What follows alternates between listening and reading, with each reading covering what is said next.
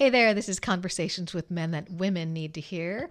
And today we're talking about how you make your partner feel. This is such an important topic. I'm here with Zelis Daniel. I'm Angeline Longshore. Hey, Zelis. How's it going? Good. So, yeah, we've talked about this a little bit off camera.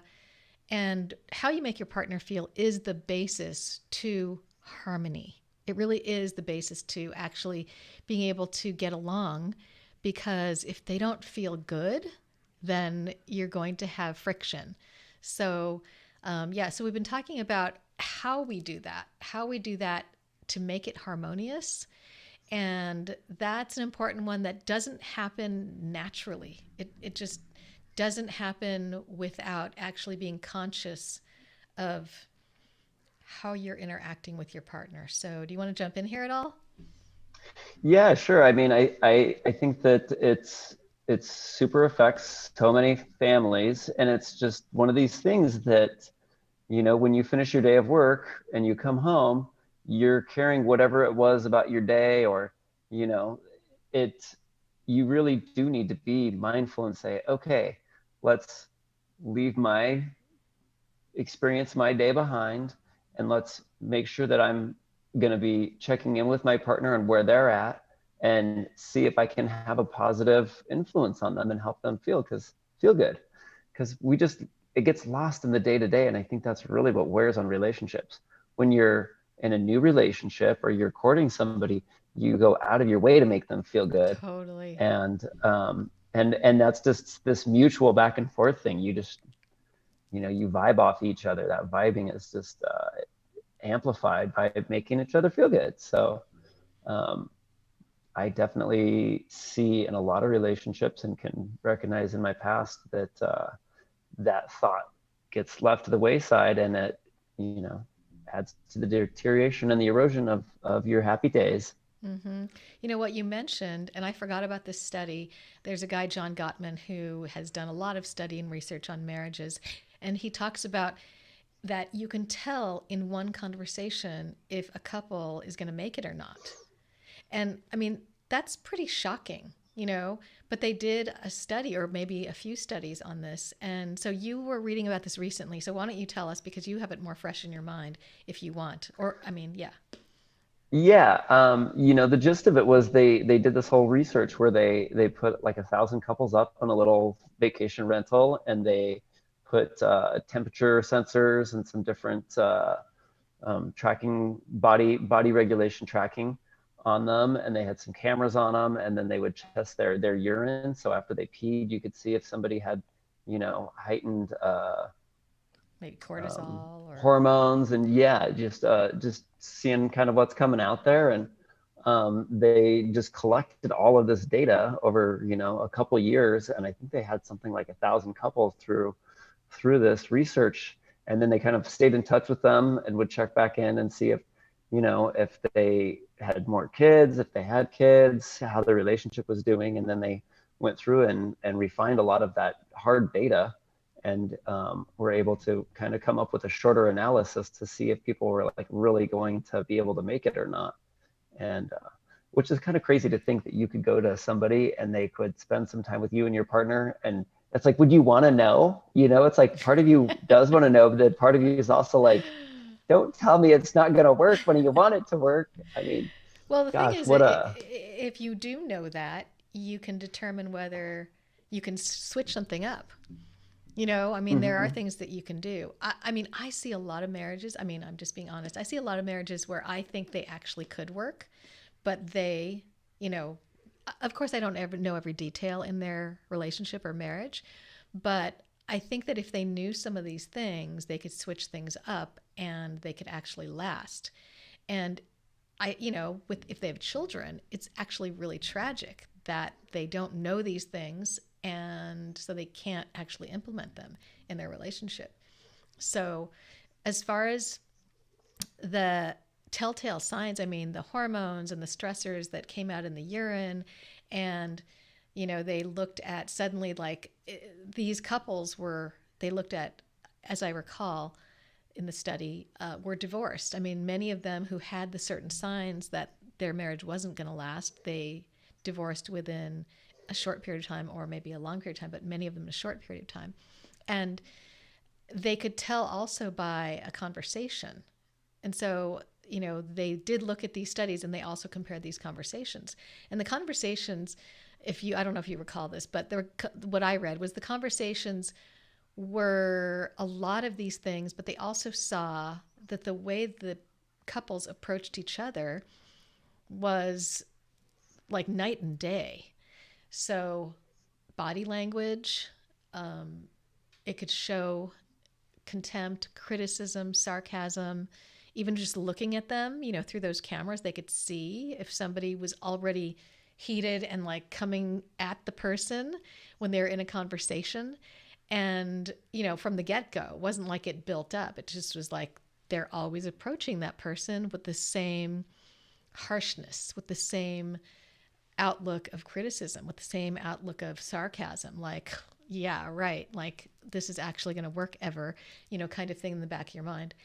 And that sets up every relationship to, of course, just be in this failure mode, no matter what. I'm personally kind of intrigued to know, like, which person, who has more control over the way that they're affecting, or, like for my relationship, at the point in which the separation was asked for, my partner's like, you're making me physically sick. You just being in the same room makes me like, I get headaches, and I'm like, personally, I don't know what it is that I'm doing, and like she even said, you don't even have to do anything. Like, even when I would try to be like, oh, you have a headache, honey, you want me to, like, can I give you a massage? Is there something I can do to help you? And it's like, just kind of coming up to her and like rubbing her back and just, just checking in. And she would, and it makes me wonder how much of that was me or how much of that was her, or like, when people are having these really intense reactions, I want to just go and project, of course, not take blame myself, but to just, I'm curious your answer. Is it the person who's going to be feeling that like stress and that sickness and that disease? Are they probably more likely to be the ones that are not dealing with an issue or having something suppressed that they're not talking about? Because I'm over here like not feeling too heavy-hearted about it. I'm just like, okay, you had a rough day. Like, I'm not affected by her, and what do you think? Is it because I am doing something wrong and I'm just oblivious, or is it there's a deeper underlying issue there that is physically getting at her? This is one that men really need to hear. This is a question that I think is a like, whoa, what's going on? Why is my wife suddenly not attracted to me, doesn't want to be with me, doesn't want to have sex with me, doesn't want to have anything to do with me, is just disgusted by me? Like, suddenly, it seems like, or maybe like you don't know what happened. And this happens a lot now. This is really a problem. So I have a friend, I'm thinking of a friend in particular, who revealed to me, and maybe women have these discussions amongst themselves, but she revealed to me that her husband disgusted her. Like you were just saying, like, you don't understand. And she's like, I don't like his smell anymore. I don't like how he looks. I don't like the way that he walks. I don't like every single thing that he does irritates her now, where she was so in love with him. Like, I remember when they just, came over to this island, I'm on Maui, and they were so in love and they were just starting to have children, and, and they were like the cool couple. I mean, they were like super cool, different ethnicities, and they were both dynamic people, and they still are. So what changed? And I'll tell you what changed. What changed was not that he got gross. He totally was like still sexy and beautiful, and she didn't get the things that she needed from him anymore because she put him in that box that women are putting men in, to be more effeminate, to be more caretaking, to be like, I need this. I'm the queen of the house and you need to do this and you need to do that. And he's like, okay, okay. I mean, he saw her as the queen and like bowed to her, and she is an amazing person. And he is too, but he was like, okay, whatever you want, honey. And that's what men are told to do today. They're told to be Yeah, these like, guilty. yes, totally. Like I'll do whatever you want. I'm here to make you happy. You know, I'm a problem solver. I can make it happen. So you dance around all this stuff and she's like, do this, do that. And you're like, got it, got it, got it, got it. You're feeling like I won. I'm taking care of the kids. I'm bringing in some money. I'm working out so I can still look good. And she's disgusted with you. Like, what happened? You know, but it's that she put you in this place where she doesn't feel like you're the man anymore. You know, she's like, what happened to my man? He's like a yes man now. And she doesn't know it. She does not know that she's doing this to you, and she doesn't know why she's not attracted anymore. And it's just so tragic. And so then she sees all these other men who she doesn't really know how they are or how they will turn out to be if they will be in a relationship and become yes men, because she's asking for that. So everybody else looks sexier.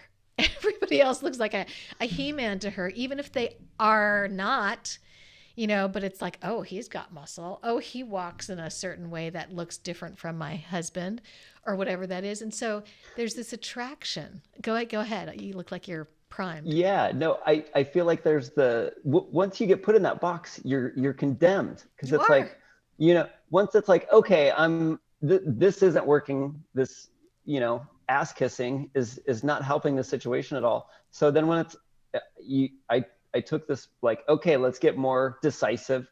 Let's be more like making hard judgment. Let's get more on the masculine.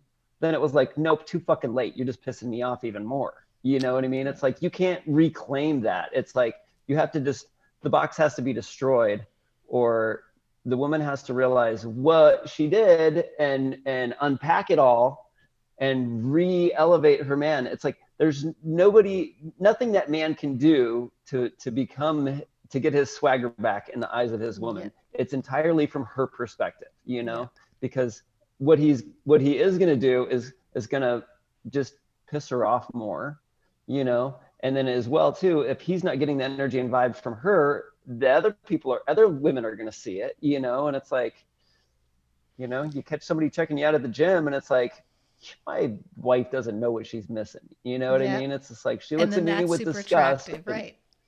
And so that's where affairs start, and it's warranted. It's, it's like, you can't blame a man and you can't blame a woman. You can't blame either one, because culture and society has pushed us to this place.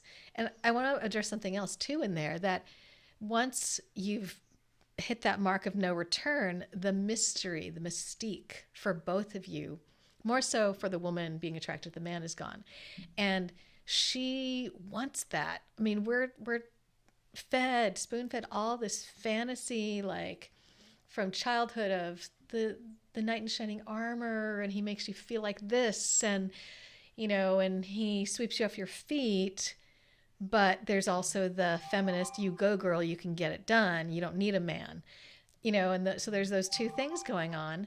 But there is that deep-seated, spoon-fed fantasy of like, I should feel like this amazing thing, and I should feel like he's this knight in shining armor hero, even though they say they don't want a hero. They say they don't want to have everything, like done, but they want what they want in a way that they don't know that they want it.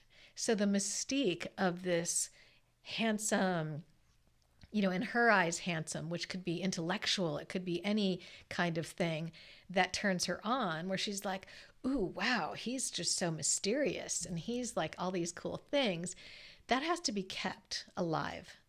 And there are a number of things that you can do to keep that alive. And one of them, first, is not to become a yes man, to be listening, to be appreciating, to be kind, to be like generous of heart, to like see empathetically where she's coming from, but still to know your place as a man.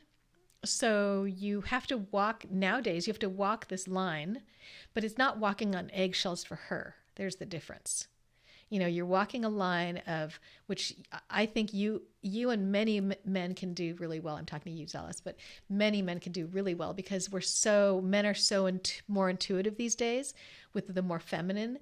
But if you take that and you walk the line of like, no, I'm going to get my swagger on. I've got certain things that I got to do. And so, you know, I have my boundaries, but sure, I am listening and I'll incorporate that, but I'm not your yes man. So that's coming from a different place when you get the things done that she wants, but it still has a level of where you're holding your ground as a man, I guess. You know, I haven't really like thought this out fully through, but there's a certain stance of a swagger when a man like has that pride.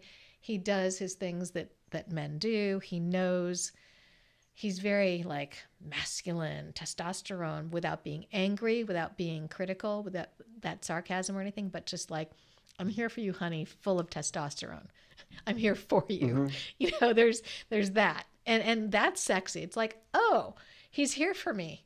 He's still this man. He's still gonna like butt up against like the things that are too male in me, you know, where it's like, no, honey, I'm going to take care of that. And here's how we can do it together. This is me doing my thing as a man, and you fit into this like this, you know, where we can do this together. I'm supporting you fully as a man, doing it the man way, not in the way that it's a feminized yes man.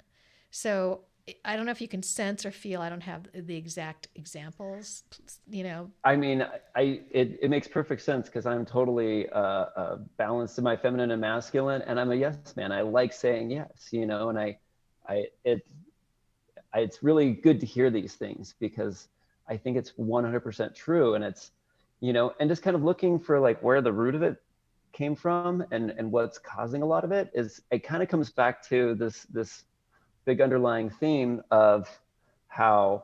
Where are you? I lost your. Oh, there you are. Okay. Yeah, somebody tried calling me. Coming back to not having the tribal community. So it's like so much of couples these days are relying on each other for so much. It's like we spend too much time together. Yep. You know what I mean? Like, do you think that the kingdoms, the king and queen worked well together when the king didn't leave? You know, it's like, you got to go and do your thing, you know? And it's like, and unfortunately we end up in this situation where we create so much codependency in our relationships where it's like, you know, and I think in this struggle for equality and sexism today, it's like men are like, I can do whatever you need me to do, you know? And it's like, what we need to, not necessarily what we need. It seems like in a situation where men would be like, I'll get somebody to handle that for you. Okay, we'll have somebody help you around that. Would be a good. Yeah. Like actually going out to make the money to pay for a housekeeper or childcare. I know that it's best if parents are involved with childcare, but for the dad just to take over, I mean, driving them to and from school, I mean, there is some interaction there, but it's a really tricky thing to like try to walk through the things that you hire people for and the things that you do yourself these days. It's a strange world. You know, it's a complicated thing because children, especially when they're young, before 5 years old, really need to be with the moms. And then from 5 till like teen, there's so much they get from the mother. And you can gradually give more rope so that umbilical cord, that invisible etherical cord is like stretched so that they go and do their own thing as they get older. But it is imperative for the mother to be very much involved.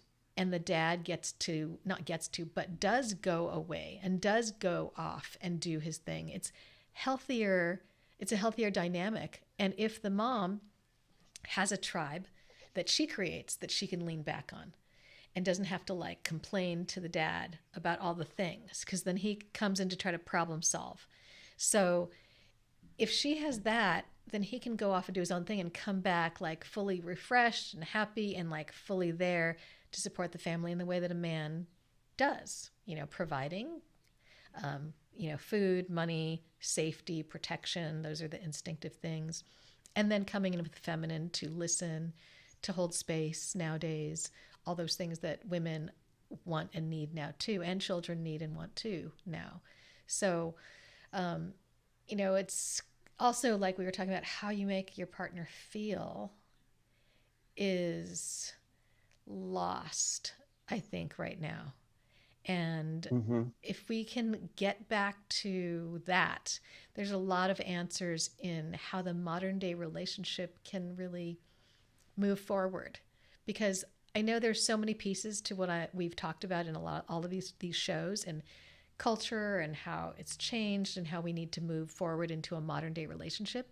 But maybe this is like the first place that people can start, because it's really solid. How do you make your partner feel? How do you, before you even approach them, what's your mindset? What are you going to approach them with? And are you trying to get something from them? Or are you assuming that you're part of the same team that wants the same thing, and approach them with kindness and generosity in where they're at with it? And if it's a confrontation that has to happen as far as some friction that's going on, then John Gottman, this counselor, marriage counselor, talks about assuming good, or he's a researcher, assuming good, assuming the benefit of the doubt, really, that that person meant well. If we assume that they didn't and that they're being selfish, which a lot of people in this compartmentalized, individualistic way that we operate these days assume, oh, well, they're trying to get what they want and I'm trying to get what I want. So, and then I'm going to go over and like try to get what I want in this conversation.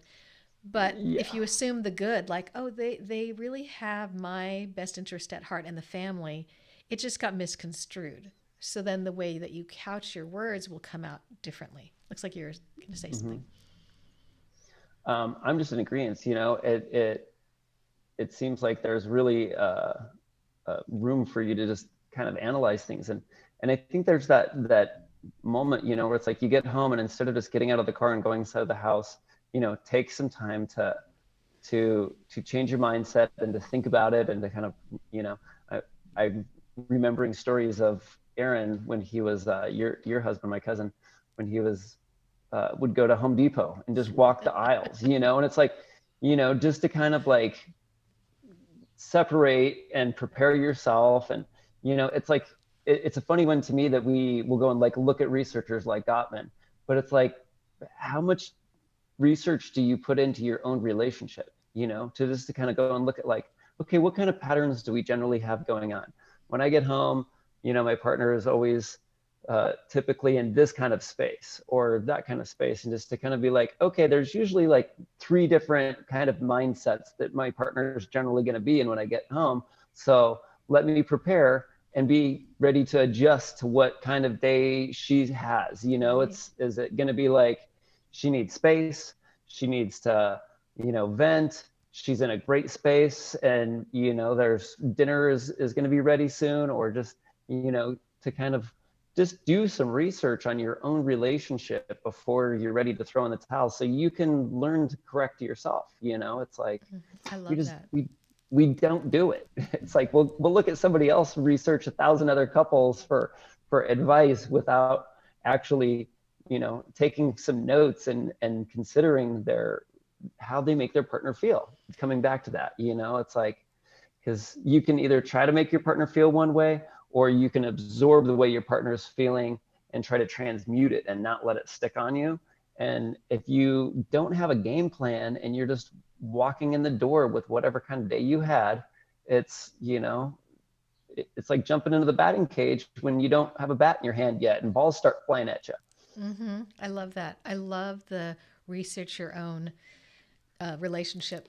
And I want to add to that there are phases. There are always phases. The reason my relationship actually works, I believe, is because I'm doing the research constantly. I'm constantly observing. I'm constantly looking at where we're at right now. And there's phases. I mean, I see it as it's like you go up into this phase and then you kind of plateau. So like as you're building, it's like, okay, we're going, we got these goals in mind over here. And so we're like, yes, okay, we're going to do this. And we start climbing this hill, working toward our goals. And then we plateau and we're like, wait a minute, something feels like we're not growing anymore. And we look back and those goals that we had that we were like struggling and trying so hard for, maybe they're old. Maybe they don't apply to today because life has changed. You know, like pre-pandemic, things were different. So life has changed. So now we need to reassess. Okay, what are the parameters now? What is life like now? What are our goals now? And even without a pandemic, we need to do this. We need to assess like, okay, where are we in this moment? There's not a determinate amount of time, but it could be like 3 months, 6 months, a year. But you have to pay attention and say, something feels like we're not on the same page anymore. And so that's a phase. And the phase is like, okay, when you're at that plateau, you have to check in and you have to go, you know, and I've talked to you about this. Like, I don't think about working on your relationship as like, we're going to a counselor, we're doing this, and we're going to like make sure that we're staying on the same page and that we're constantly working on a relationship. That sounds just ugh. Like to me, that's like, oh, that's so unsexy. Like I'm like, ugh. That is such a turn off to me. Like I don't want to work on my relationship, and I'm a woman. You know, that's just yuck. But like to put it into real terms is like you were referring to that situation with Aaron, my husband, when this was full on stressful time when we had that first baby. Maybe it was the second baby. But anyway, what happened was I knew that there was a pattern going on, that he wasn't coming home right away. And I got into the empathetic space of like, okay, what's going on here? I didn't automatically jump to, oh, he's going off to like be with his friends or have an affair or whatever it was. I'm like, what does he need right now? What's happening in his mind or in his emotional state where he has to go to Home Depot, where he has to take time, where I know he's done with work at a certain time, but he's not getting home for like, I don't know, an hour out, 2 hours later. I'm like, okay, because he has to de-stress. He had whatever full day and he doesn't want to come in the door with me handing him the babies, you know, and that's like too much for him. I'm like, I get it. So I started saying, go surf. Just go surf afterwards. You know, it's good for you, good exercise. I didn't order him, but I was like, yeah, if you want to surf, if you want to go to Home Depot, great. I get it. I get why you're going there. And I give you full, not that I have to give permission, but I give you full support to take whatever amount of time you need so that you're ready. And when you come home, you're not like, I don't really want, I can't do that right now. You're like, oh, great, yay. And the kids run up or cry. And then you hold them and you console them. You know, it's like you're ready. And so it's that not working on your relationship constantly, which I think is, but looking, observing, knowing there's these plateaus, knowing this is a pattern that's going to happen. You're going to encounter this pattern. This is a given in your relationship. Every time we're going to experience this and prepare for it. Know that that's not odd, that that's not a problem. You're not like, oh, suddenly my relationship is having, no, this is like normal. This is just what happens. Mm-hmm. And to watch that slow climb, and then it starts to plateau and you're starting to feel like, or it suddenly plateaus and you're like, oh, something's all off, you know? Well, the thing that's also just so ironic is that plateau is like usually when everything's going good and when it's easy, you know, and it's like, that's where you get the growth through the conflict, you know, or through these like challenges. It's like, you know, when you're having a child, it's like, we've got to prepare this, we got to get the home ready, we got to like make sure we're ready for months off of work, team, and just, you know, yeah. And then it's like, it's then once you get comfortable and you don't have this big challenge that you're working on, that's when, you know, you're on that plateau.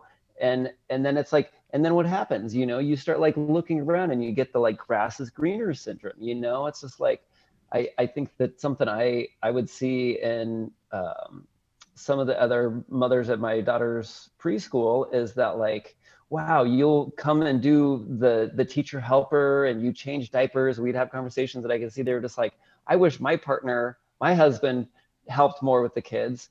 And it's like, looking at the situation now, my relationship not working out, it's like, no, you don't. No, You don't. think you want that. You think you want that. And I think that's a lot of where this like frustration in society comes from, because it's like, you know, people want the best of both worlds, but they don't realize, you know, it's that you can't have your cake and eat it too. It's like, which one is it going to be, you know? Okay, I have a secret. I have a secret that you can have your cake and eat it too. Here's the thing. It's totally researched. You have to pay for the cake. No. This is natural. You bake it. But you have to be conscious. No, actually not. This is really, really crucial information that people need to know. So what you're talking about is that the woman, you know, is looking for a shared experience. So when we're going up that hill before we plateau, we're sharing this experience. And so, you know, like camaraderie with men, you know, you're like, oh, this is so great. We're doing this together. It feels like you're on the same team, right? But then suddenly when you're not sharing an experience, you're not working toward a certain goal, then that support feels lost. So then she thinks, I want him to take over my jobs. And it's like, no, you need your tribe of women to take over your jobs or to support your back. No, not the man. But to keep the thing, this is the researched part. There's a woman, Helen Fisher.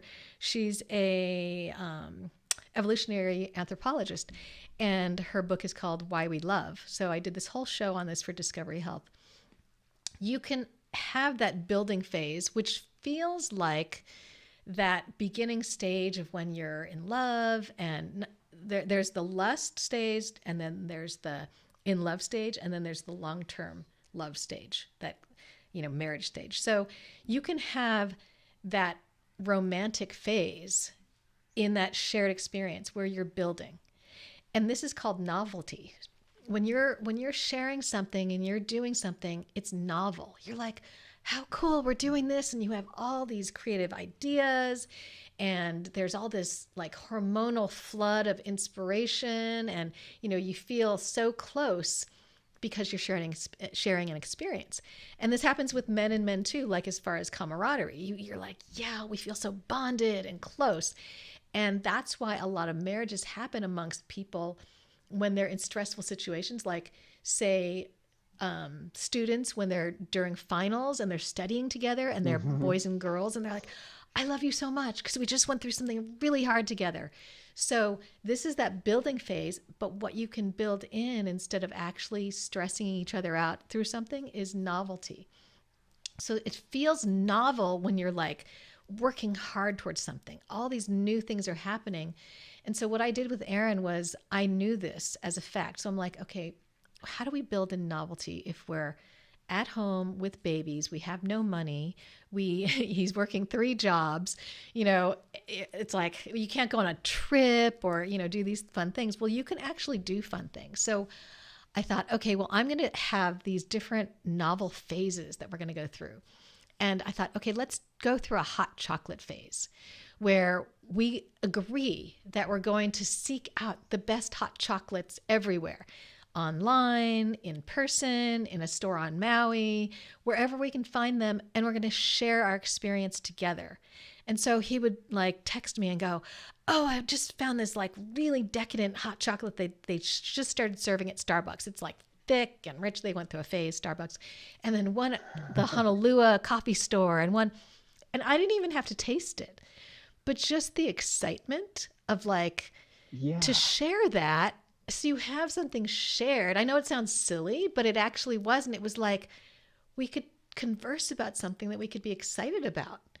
And so I've consciously built in these shared novelty experiences.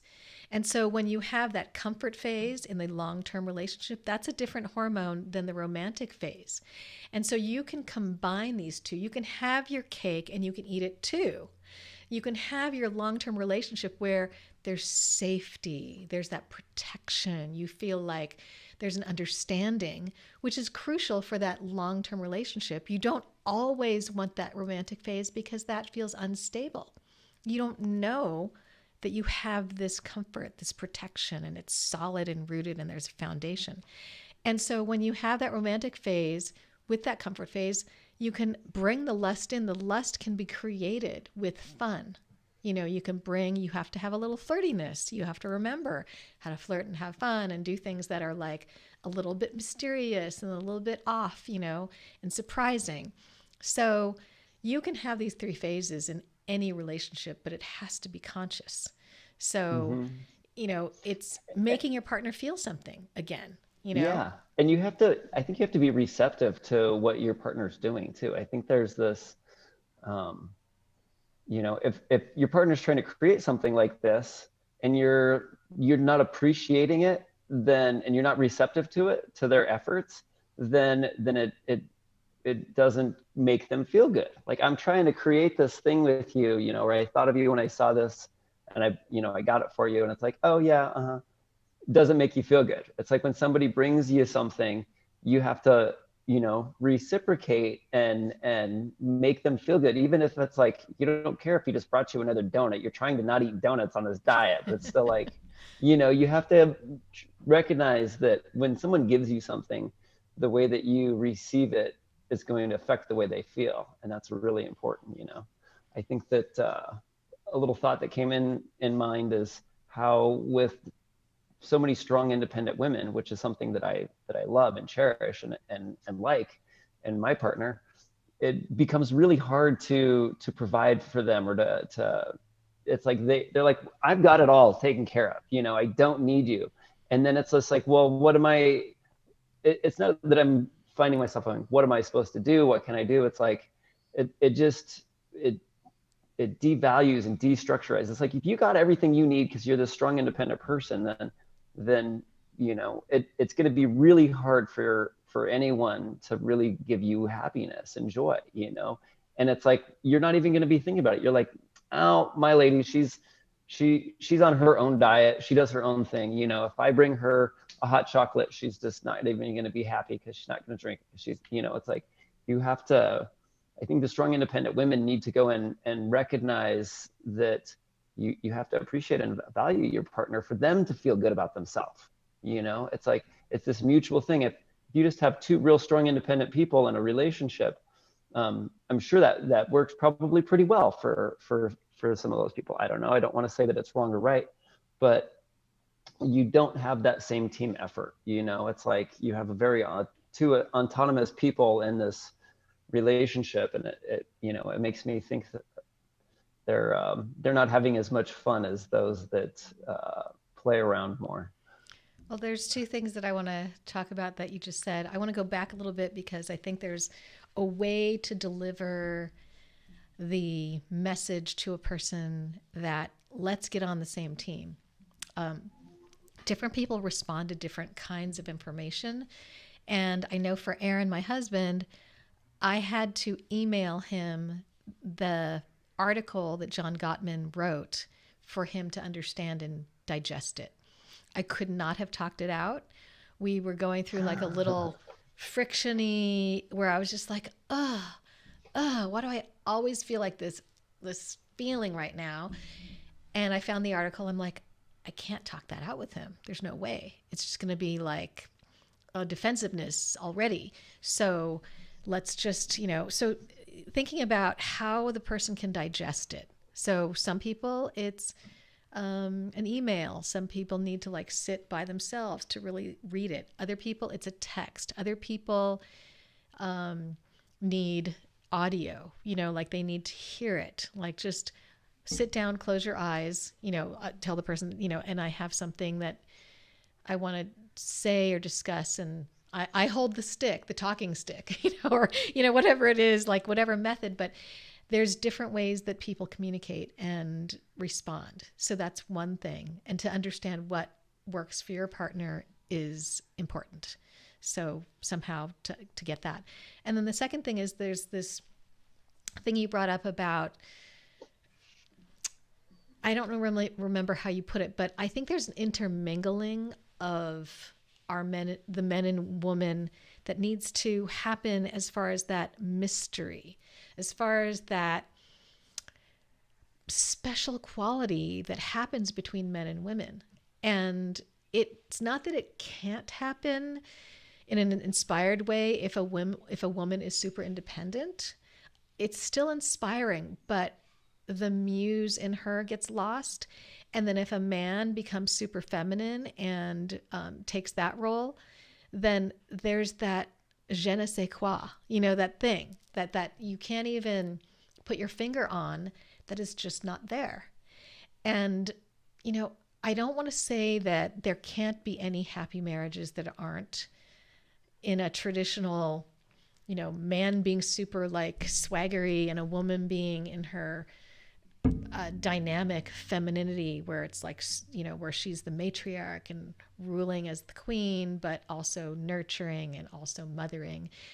But there is a magic, and that's what people start wars over. That's what people fight for. That's what people, people think it's sex. It's not sex. It's that mystery. It's that thing. So if we are not taking advantage of that, we're not taking advantage of something that is nature given, that is built in. And it's not that we can't. I mean, of course we can mental compartmentalize, there's always workarounds. But these are tools that nature is giving us. So I don't know. I mean, I feel like sometimes maybe I might be going off on a tangent that somebody else is going to be like, no, you're so wrong. And but that's where I stand, and I believe in that, and I know that it works for me, and I think it could work for a lot of people. And a couple points there is one, a lot of people receive information through these podcasts. I think that I've learned a lot from listening to other podcasts, and that's a great way for me to absorb information. So that's one of our real intents here with these conversations. And the other one too is that we're both learning and evolving, and so it's like not everything we say is right, or even how we really feel. We're talking through having these conversations, totally, so that we can learn and grow. And we had like a wonderful conversation last night, and I was just reflecting upon how when you have like an open mind in a conversation, and you can talk about things that you don't necessarily agree with or have a strong opinion about, that opens you up to perceive a bigger picture, and have like, it makes the conversation interesting.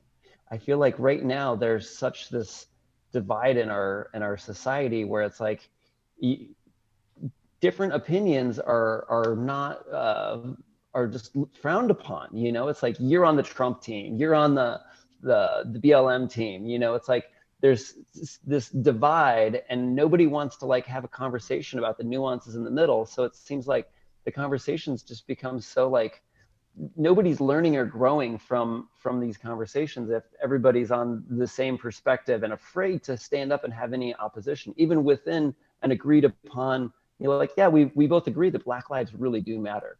And you have to like leave it at there. If you want to like explore any of the nuances, then you're going to become under heavy criticism from people that you agree with. It's so interesting. I think that you referred like Rishi, what was it?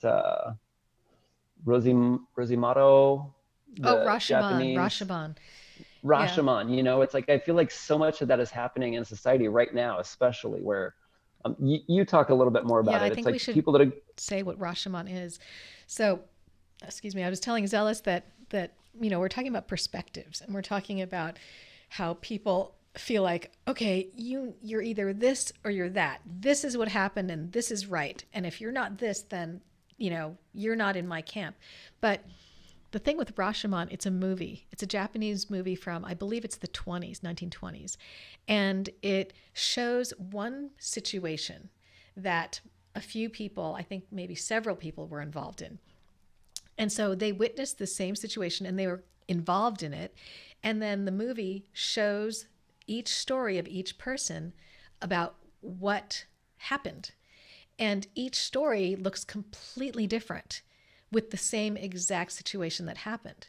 So really, it's every single person does they're telling their own truth. They're in their own truth. They're not trying to lie or be deceptive necessarily, but they're in their own truth, but it looks different from how they experienced that exact same situation.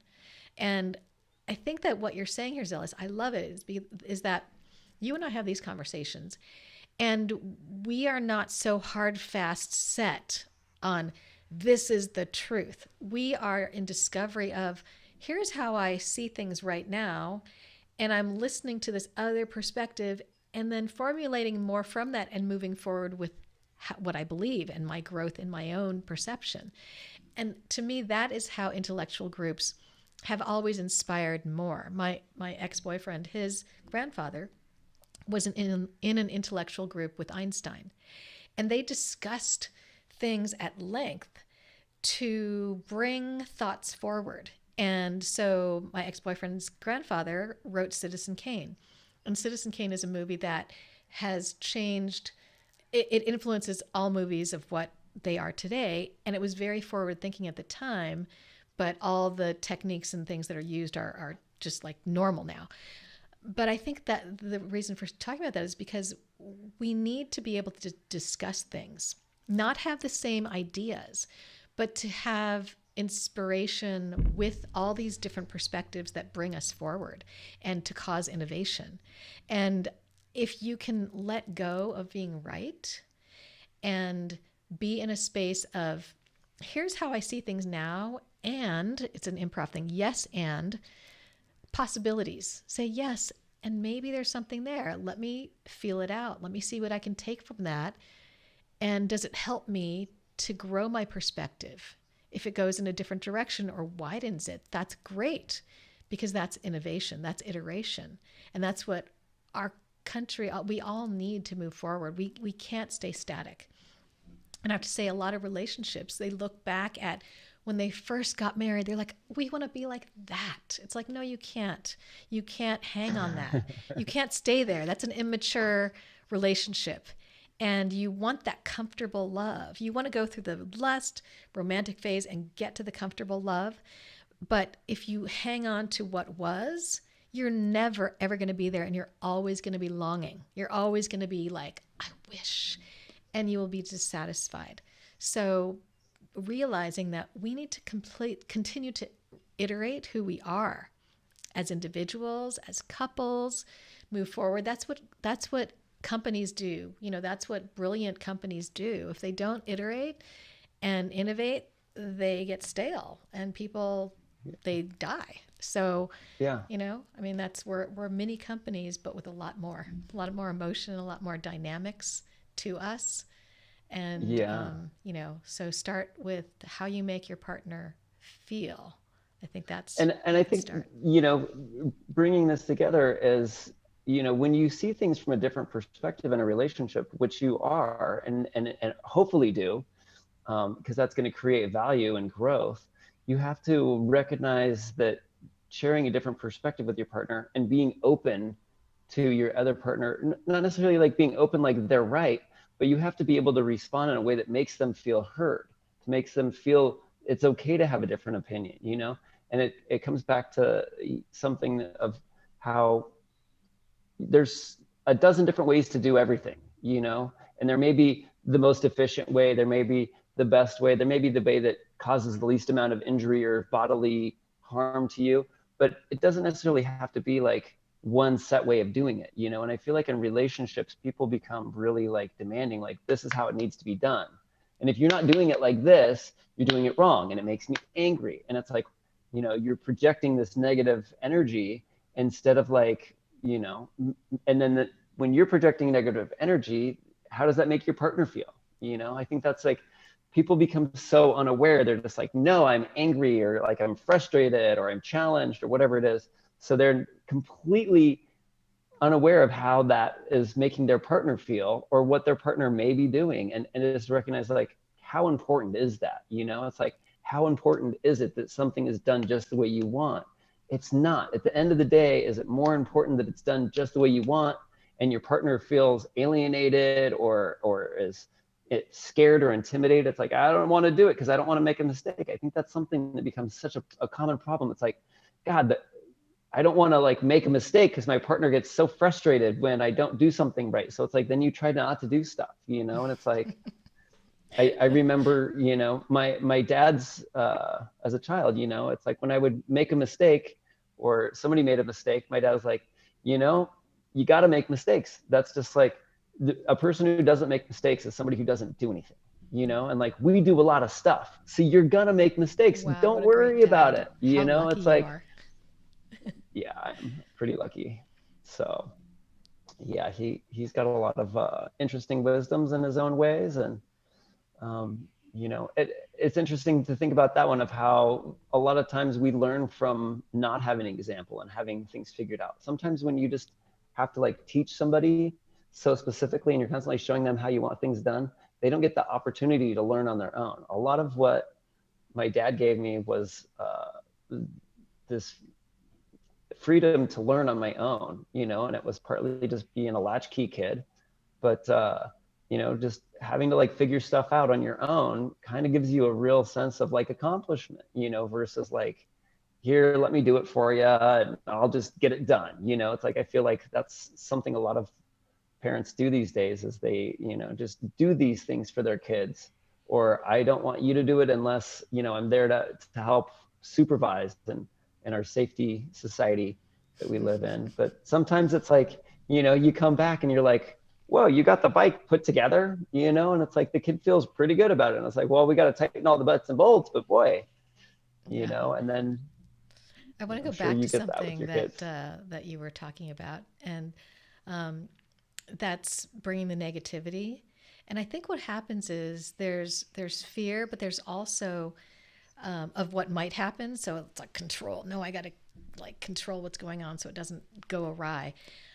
But there's also bad memories of like what happened, and people tend to pull those back in. And I think that it's hard for me to talk about it necessarily because I always think of a relationship as ever morphing and ever growing, and it's not what it was, it's what it is. So I take it at face value for what it is now. And I don't hang on to a lot of old stuff. I just like let it go. But for people that do hang on to old things, it becomes this like frog in your throat that you just can't get rid of. And every time you voice, it's colored by that frog. Like it's like the voice is like, it just has that little bit of edge of criticism, sarcasm, something, because it's still there. And it's like anger. So the thing you're hanging on to needs to be looked at. And is it really relevant now? Like we could have moved on way, way beyond it and it's not happening anymore, but are you still hanging on? And is that label being put on this person that they still are whatever they were back then? It may not be, and that situation may be just completely over. So checking ourselves to say like, why am I still feeling that, that feeling in my throat, that something is caught or friction. And every time I talk to my partner, I'm like, ugh, exasperated or angry or something. Well, what is that thing? It probably doesn't have to do with your partner in this current situation that's happening. It could be, like you were saying, projecting because you're bringing something in from the past. So it really is in yourself. It's like it's your own, and it's your own to deal with. And if we can look at those things, that could be maybe a therapy issue, where you look at your own stuff and you are responsible for your own feelings. And so that when you're together with your partner and you're creating what's new, you're actually in the present. You're actually like team effort, not that bringing that other old, husband or wife idea into what's happening today. So I don't know if that resonates with you at all. It resonates so clear. I so can relate to that. And I love the way you put it of this, like it's in this throat and it's just like everything goes through that filter. And yeah, and then it leaves me like wondering, what was it, something I did? Was it something the kids did? Like I don't know what it is. All I know is I'm on a very thin eggshell right now. It's like, And so what ends up happening, it's like you want to try to avoid that confrontation. It's just like, boy, I could just, this bubble could burst at any minute. And so it's like, let's just try to become the yes man, start, demasculating myself, and just like, let's not create any conflict. Let's not stand up, or, you know what I mean? It's like, there's so much pressure. I don't want this to blow. So you kind of have to give space and back away. And it's, and it just creates more distance. Ultimately, that's a really big part of what it does, is it creates more distance. And then, the more distance you create in a close relationship, the less time you have there, I think. Men become more and more silent and hold their tongue and close their mouth and just kind of hold their breath. And that's the state of man in America right now. I mean, as far as the dozens and dozens of men and hundreds of conversations I've had with men, they're all like trying not to say, even if they're like, you go, Yeah. girl, because they feel like they have to say, you go, girl. They're like, and they expect that women will be on their side when Well, it's like they go, you go, girl. And then at the same game, they're like, you go, boy. Like, come on, guys. You know what I mean? It's like you can't yell one, you have to yell the other. And who knows? Because I think that there's an ebb and flow in society, and I don't think that it's right for any one to be more glorified than the other. But there is, this balancing back and forth, and it's very much not the time for the white men, and it's very much the time for the women, and I was trying to like convey a little message to a friend that had made a post about how frustrated she was about the men that rule the entertainment industry, and that women need to take over, and it's this injustice has gone on long enough. And I was like, I totally agree with you that there is some injustice there, and that it is really like that the earth needs feminine healing right now, and I think that is very valid, and that I just wanted to remind her and say like, hey, make sure you're doing it in a feminine way, because like trying to be like, now's the time for women, and women stepping into this masculine dominance is not healthy, or it's not right. It's like, now's the time for the women. So it's like, women, let's just appreciate you and your divine feminine, and give you the microphone. But it's like, when you get that microphone, don't start yelling like the men that you hate. You have to be like, let's do things differently now. Like, here's some solutions, and be open to listen to other perspectives. It's like, I think that's what it is. It's like, you don't want that man that's not going to listen to other people's perspectives ruling our country or ruling whatever. Well, you can't just replace him with a woman that's going to do the same thing and expect anything to improve. It's like, we have to be open-minded. And I think that, that open-minded, feminine communication and more nurturing aspect of the feminine is what's really going to help heal the earth and the relationships. And there's such a power struggle, and in that power struggle for equality, the feminine has taken on the masculine, and it's not going to get us. Maybe it's going to get us where we need to go. Maybe it is what we need in this time, but like ultimately where it's going to land is going to be with both people being in their true nature and power, and learning to work well and appreciate each other. But go ahead. That's it. Okay. I was having this visual picture that was so powerful when you were talking, and I saw basically a kingdom where the kingdom is sort of in trouble. There's unrest, there's some problems going on, and the king does his thing, and he does rule very well. But he also needs to go away and do other things outside of the kingdom. And the queen, if she came out just like the king and was sort of that male, like, okay, we're going to do this, that's okay. It could work.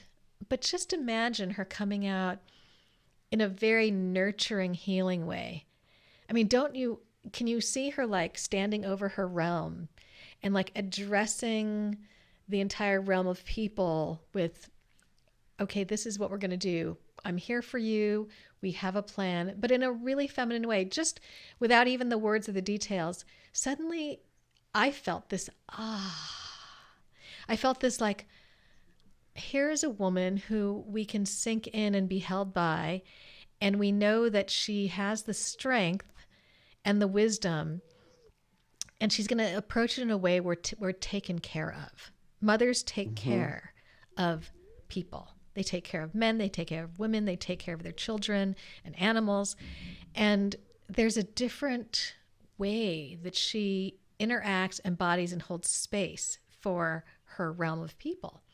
And if she does that, it's so powerful in conjunction with the king. It's like the king is going off to fight other kingdoms so he can bring back riches or whatever it is that he's going to do, or expand the kingdom. And that's important. And so we know that's being handled. And so when the queen is here doing what she does, it feels like a compliment to what he's doing. If we're both fighting kingdoms and we're both out there doing those things and fighting the fight that's within inside, who's nurturing, who's holding, who's calming? And we need those dynamics. And when a woman is in her masculine way, she doesn't have that disposition that children need, that men need, that other women need, that holds them in a way where like, I can really lean into that mothering aspect. And I feel that disposition is like really tangible when children are young, and they need it. It's like food for them. It's soul nourishment for them. If they don't have that warm mothering disposition in their mother, they act out, and they seem needy, and they're constantly like, mom, mom, mom, mom, mom, mom, mom. You know, you've seen kids like that. And they're like, they're out I of have themselves. kids like that. Well, that's what happens when they don't have a mother who is holding space in that type of disposition. And I don't want to be critical, but because no one is at fault here. All the women who are doing what they're doing, they have been conditioned to do what they do. So it's really just a knowing and understanding that this is what children need, and children are not getting that. So we have families that are, I know we're getting off topic, but this is a feeling that mothers and women have that we are not necessarily utilizing. So when you make your partner feel something, this is part of the embodiment of being a really feminine matriarch woman who is strong, stands her ground as far as taking care of her family, is the gatekeeper to anything that will harm her family. So she's super strong, but she's also, like embracing the entirety of all of her community of people that need her. And that's the power of a woman. Yeah. And it's also a matter of like that strength that's going to come from having a community behind you that looks up to you and is willing to do whatever you ask. I think that's really where the strength comes from, is having this, this tribal community that has admiration for the queens, all of the queens out there. And it's like, we got you. We're on this, we support you. We have confidence in you. I think that's where things get really tricky, is when you have, you don't have that community support there, and you don't have that community having confidence, that you become this hard ruler. It's like, and to go and recognize that I think the typical masculine role is to be that hard ruler. And so the people will support you and have your back out of fear that you'll take their head off if they don't, whereas the feminine, the queen, is going to rule, and she's going to have even more support, because it's going to be like out of admiration and respect and confidence, That's such a good point. When you look at the women who are really admired and respected, they're not those that are putting their foot down in a male way. And the ones that are doing that are trying to grasp at respect. They're trying to pull in respect. They're fighting for respect. And that's not admirable. You see a woman doing that and you're like, okay, she's doing her thing. But the most admired women are the ones that are naturally gaining respect, who are standing in their natural power, who aren't trying to fight for their power. Fighting for your power as a woman, it doesn't gain that admiration.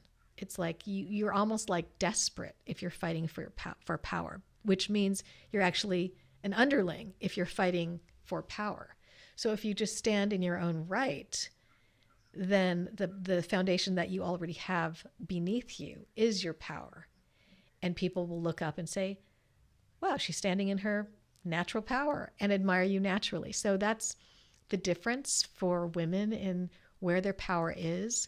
For men, it is an out in the world kind of thing where they are crusaders. They're doing their thing to change the world, and their own measure of respect for themselves is where we admire them. And they get that from being out in the world and measuring themselves against and competing and doing. And, they talk about, the accomplishments that they did, because that is important for a man in how they measure themselves. And so women have now began to do that. And that does not look pretty. I mean, it's not about looking pretty. Sorry. That doesn't gain her admiration in the natural way. That just feels like she's grasping and she's trying to do something that is not naturally powerful. So, I know I've been in that situation myself where, okay, I have been in the broadcast industry in LA, in Hollywood. I've been nominated for an Emmy, blah, blah, blah, blah, blah. Who cares? Well, some people look at that as powerful and admirable, great, but I think my real power is not in that, because those are things that I've done. But in the feminine way of power, I have so much more strength in being who I am as a mother, not to just my children, but to my community and the way that I interact with people and hold space to help propel other people into greatness. And that's what I believe women can do. We can help each other as women and men and our children to propel them into their greatness. To me, that is the best role of a mother. And while we're doing that, we can accomplish a lot of amazing things in the outside world too. I'm not saying that we can't, and we should. But it's from a different motivated space when we're doing it in that way, in our disposition where we're holding that kind of womanly femininity. So I don't know if that is, I don't know if I was going in a different direction, but I thought that was important to say as far as how we are as women today. And I started with something that I think I lost, my major point.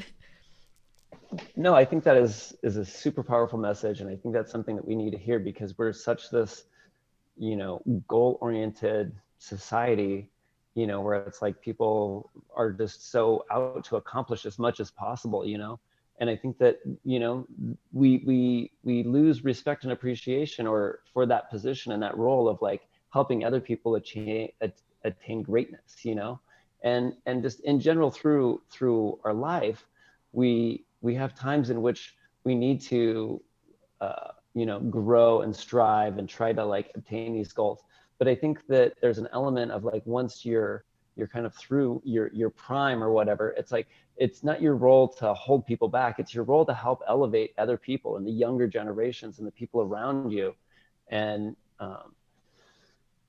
I think it's a typical male role to kind of be in this space of like, I'm going to try to hold people back and try to maintain as much power and wealth as I can have, and instead of like helping people up. And then you look at the real inspiration, notable people of this world, and those are the ones that are trying to help other people up, So it's an interesting role that I think needs to be glorified and appraised and appreciated. And it doesn't matter whether it's the feminine and the masculine that is doing that, but I think that's really a role that needs to be celebrated and commended, for some reason through that conversation too, I started to kind of realize there's this like element almost of having both parties within your house being like on a political level. It's like you need to have these two different positions and two different roles for your house to provide the most abundance for your community or your country. You know, it's like, why do we have this two-party system? You know, it's like, because having two different beliefs that are kind of the same, having conservative and liberal is actually what's going to make the house or the country or, you know, succeed. And that work of a relationship, or like the real growth and understanding, is when people of two different viewpoints are able to work through and grow and still maintain their mindset of their base north of their personality, but still being able to like grow and vibe. It's like you don't have to be in perfect melded resolution and agreement with your partner to have a really good home. You're gonna like kind of have a little more success where it's like, and I think there's that, you know, that balance where it's like, you go and do this and see how that works out, and I'm gonna, you know, keep guard of the home, and I'm gonna take care of the family. And it doesn't matter if it's the male or the female, but it's like there can be some back and forth ebb and flow of like, okay, now's your time to go off. You've got some stuff lined up. I'm gonna support you in this accomplishment and this direction, and I'll be the foundation at the house and provide some nurturing for the children and the family, and help support you, and to be able to take some turns and leverage that back and forth, you know, so that both people can have that sense of accomplishment, and to recognize, you know, even if we have a different way of doing things, that if you to just maintain openness to your partner and people that aren't your partners, so how they're doing it, so that you can try to figure out, you know, even though I got a way that works, it could work better. There's always room for improvement in everything that we do in our lives. So having an open mind to the way other people do things is what's going to be able to influence you and make life a little more entertaining, and take that plateau and that flatlining boredom of life out. Yeah, I want to riff off what you're saying. I like how you're talking about the two parties and they are different and they operate differently. And I'm really visual. So I was seeing this picture in a sense of the male role being the innovator. He's out in the world, he's competing, he's measuring, he's jumping farther, he's trying to create things, do things, conquer things. And that's important for innovation and bringing that back into the home. And then the woman, not just being in the home, but doing powerful things with her sister tribe, her big, huge community of women, where naturally women need to talk things out. I mean, that's how our brains work. We innovate by talking and working on something together as a tribe. And if we have that system somehow in this modern day, where as women we're actually working together toward accomplishing certain things, and they can be big things, they can be legislation, they could be anything really, but we really work differently as men and women. And so the more powerful way that I see it is that we need these two different ways that we're doing things within the family and outside of the family. And if women can work together where we have each other's back, we're not in that competitive measuring mode, but we're in this, no, we're putting down this legislation, we're going to petition, we're going to do all this stuff together. We can move mountains as women. We can rule the world in a different way from a together space. And then as far as my vision of what I see men in this one little vision I had was that they're doing the innovating as the women are creating the foundation of the better space for where we live. And so it doesn't have to be only in the home. We're creating the foundation for our entire community, for our country, for the world. This is our domain, women, for the universe. We can do things for space, but it's a way that we're doing it together. We're in it really, working on things as a group in a tribal sense. Like, this is for the tribe, the universal tribe, not this is this faction of this kind of thought. I don't really want to say it, but like Black Lives Matter or the Me Too movement or the, it's not like we're against something. We have to be like all together for this community, for this country, for this world, for this universe. And when we approach it in that way, it has a different feel to it. It feels inclusive naturally. We don't have to try to be inclusive. We don't have to make rules to be inclusive. It just is inclusive. And the people who come to it come with their talents, and everybody has different talents, all these different women with different talents, and they're doing their thing. And there's no competition. There's no measuring. There's no, I'm holding this back because I want to one up you. But that has to happen in the male competitive world where there is innovation, where there's a borrowing of different ideas and one-upping that, borrowing another idea and one-upping that, holding back so that you can process what it is that you're going to launch and release. That's this, whoa, look at that new product. That's incredible. So there's different ways of operating, and I see that as very male, and this is very female.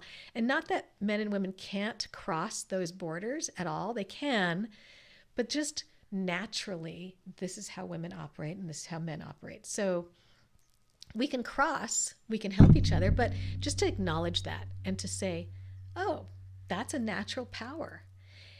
And if we can step into those natural powers, I think there would be less conflict, and we wouldn't have to form these so many rules and there's a lot of fighting over things that I think are not necessary because we're trying to cross these different ways to be equal, like to be so consciously PC, to be so consciously equality is actually, I think, a little bit harmful, maybe a lot harmful, I have to say, and we're not, I believe people are not realizing the harm.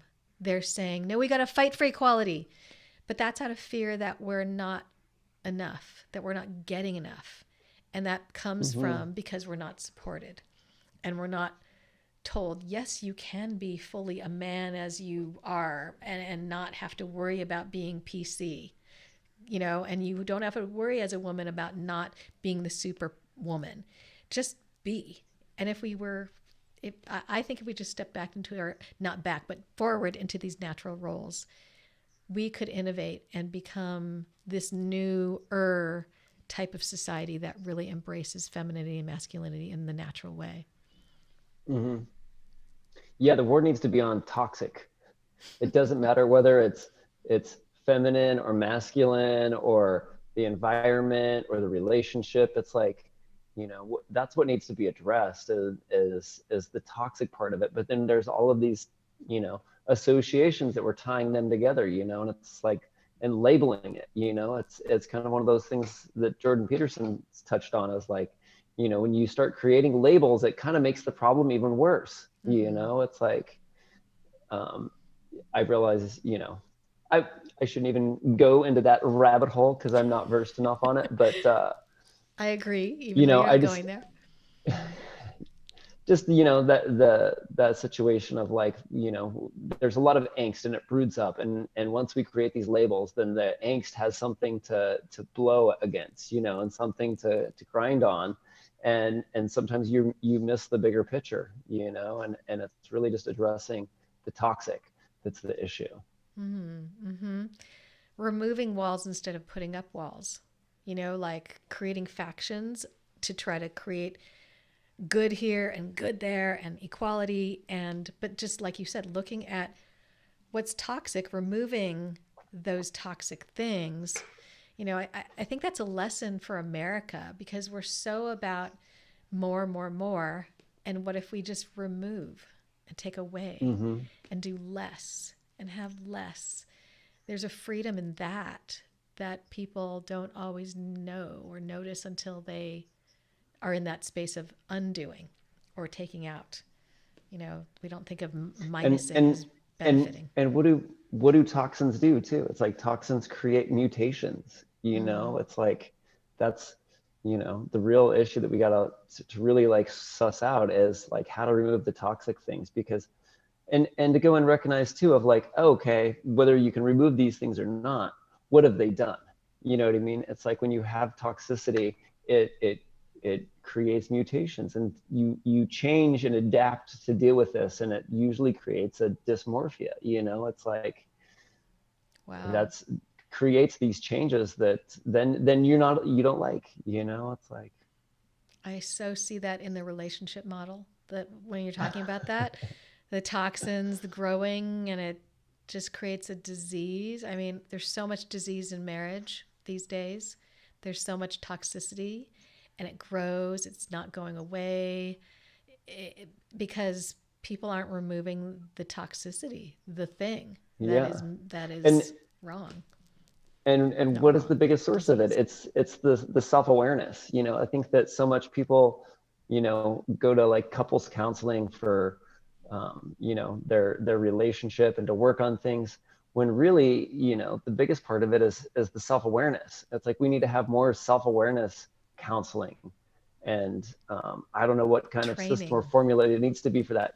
Yeah, maybe that's what training. it is. It isn't even counseling. It's training for self-awareness, which fortunately right now that's something that we're becoming really aware of, is that we need more training. We need more education in non-scientific and mathematic ways. It's like we need to learn how to see ourselves from perspectives outside of our own, and be able to be receptive to other people's perspectives of us. I see there's something I have to touch on because we're right there, and it has to do with counseling versus teaching, um, and I see this with marriages, but I think relaying it to in a way where children learn will be helpful to see how it relates to marriage. So today, in this day and age, we feel like children need to express themselves and discover themselves and just kind of, like whatever's naturally born in them to like allow that to be, so we give them the right to make the choices and how do you feel and what do you want, and you know as opposed to helping to shape them and train them. And some people see training as like, well, that's like a dog. You're going to train a dog. But you know what? When a child is trained, when they're given lessons and taught and guided, then through that guidance they can discover themselves. So when we don't give them the training, they are left to their own resources, which they don't have.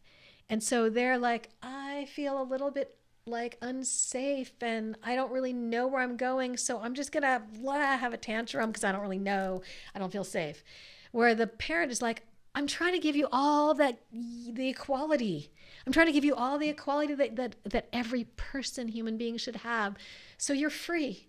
You're free to make your own decisions. You're free to make your own choices. You're free to make, and that's not what a child needs. So in the same way with marriage, is that to be able to have that self-discovery in a more teaching way, where we need to be taught how to observe, taught how to pay attention, teach a man and a woman how to interact in a way that's a listening. I guess there's NBC, nonviolent communication. I haven't taken those, but to really observe. And to me, counseling, and I'm not putting it down because I think there's a place for it, but for a lot of people looking toward counseling to cure their marriages, it's really just like, well, what's going on with you? Where's that going? How do you feel about that? And where, to me, there's a certain amount of teaching how to observe, teaching how to listen, teaching how we can be generous, to switch our minds from, no, this is my time, to, oh, let me think about, empathize how you're experiencing this right now. If we had that kind of teaching, which we lost when we lost our tribes, we would be able to navigate our relationships better. So the wisdom that's not being shared amongst women to women, men to men is lost because we're trying to, as women, no, I'm keeping this to myself. I'm going to hold it close to my vest because I need to one up that woman in the workplace so she won't steal my job or my man. I mean, that's not rational, Well, and but it's also what's women, happening. people don't want to be vulnerable and share, with these issues. You know what I mean? It's like we want to keep this nice facade of our perfect little life up, and we don't want to be vulnerable about our real conflict and issues. It's I love that what you just shared there. It's like, how is it that we have to put kids to school for 16 years and then that's the end of it? It's like there needs to be, parent training is like the first thing comes to my mind. It's like, why do we not have regular mandated parent training I courses? know. It's like, if you're going to have a child, you need to know how to use them. You need to know how to not mess them up, And then it's like, why does it have to stop at being a parent? It's like, we need to have, how to be a decent human training. And that's what it is. It's not just it's a class. It's like, because that's something we're seeing with like, the police departments, of how like they need to have regular training. You don't just go to a program, get certified, get set loose, and then 25 years later not know that you're going to have a totally different scope and perspective on things. And it's like we need to have how to be a good human training classes that happen regularly.